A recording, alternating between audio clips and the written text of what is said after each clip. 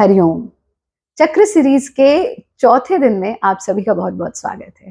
पहले दिन हमने जाना चक्र क्या है और मूलाधार चक्र को विस्तार से समझा। दूसरे दिन हमने स्वादिष्ठान चक्र को जाना।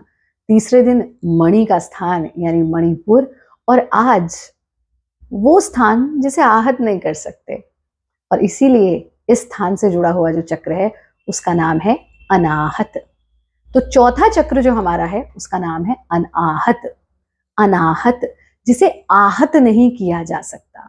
और शरीर का ऐसा कौन सा हिस्सा है जिसे न शारीरिक स्तर पे न भावनात्मक स्तर पर हम आहत कर सकते हैं, क्योंकि उसके आहत होते ही मनुष्य टूट जाता है, और वो है आपका हृदय, आपका हार्ट।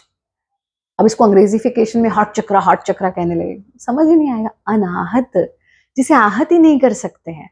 तो अगर शरीर के धरातल पर हृदय पर चोट लगती है तो उसको भी रिकवर करने में बहुत लंबा समय लग जाता है, और अगर भावनात्मक चोट हृदय पर लग जाए, धोखा दे दे कोई दिल तोड़ दे, कोई हार्ट ब्रेक हो जाए, कहाँ मनुष्य जीवन भर भी उससे उभर नहीं पाता है। इसलिए इसका नाम है अनाहत। यथा नाम तथा गुणा। तो अनाहत चक्र यथा नाम तथा गुणा से ही समझ गए। पहले तो आपके दोनों सीने के मध्य में, यानी आपका जो हृदय है उसकी सीध में ये स्थित होता है अनाहत। फिर अनाहत चक्र आपके पूरे के पूरे कार्डिक सिस्टम को रेगुलेट करता है, आपके हार्ट को, आपके ब्लड प्रेशर को रेगुलेट करता है। हृदय से जुड़े एक एक रोग का समाधान अनाहत चक्र में छिपा है।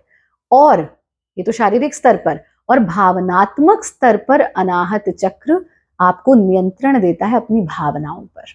You get control over your own emotions and feelings. और उससे अच्छी चीज तो दुनिया में कोई हो ही नहीं सकती। जिस व्यक्ति ने अपनी भावनाओं पर नियंत्रण पा लिया, समझ लीजिए उसका तो जीवन सफल ही सफल है, राइट। तो शरीर के स्तर पर आपका हृदय, आपका पूरा का पूरा कार्डिक सिस्टम, आपका इसलिए इसे विज्ञान की भाषा में हम कार्डिक प्लेक्सस भी कहते हैं। ये सब चीजें आप समझते हैं जब हम 1-to-1 कोर्स करते हैं। तो हृदय जो है उसका एक अलग तत्व है, उसका एक अलग भू मंत्र है, उसका एक अलग बीज मंत्र है, उसका एक अलग कुलदेव या कुलदेवी है, और उसकी एक अलग गति है, अलग रंग है, अलग आकृति है। जब आप वो कोर्स करते हैं तब आप समझते हैं कि मेरा जो अनाहत चक्र है, जो मेरा हृदय से जुड़ा हुआ चक्र है, उसके लिए मैं क्या योगाभ्यास करूं, उसके लिए मैं क्या ध्यान करूं, क्या ध्यान की विधि है, ये सब कुछ समझते हैं।